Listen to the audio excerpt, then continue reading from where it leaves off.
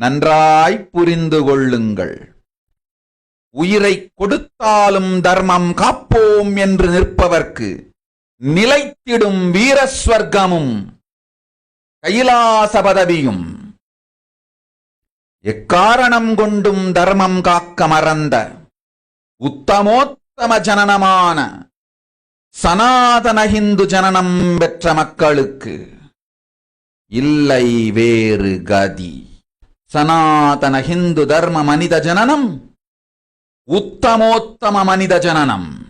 உங்கள் உரிமை உலகில் அதிகம், உங்களுக்கு கடமையும் உலகில் பெரிது. தர்மம் காத்தாலே கடமை, தர்மம் காக்காதார்க்கு உயிர் வாழும் உரிமை இல்லை.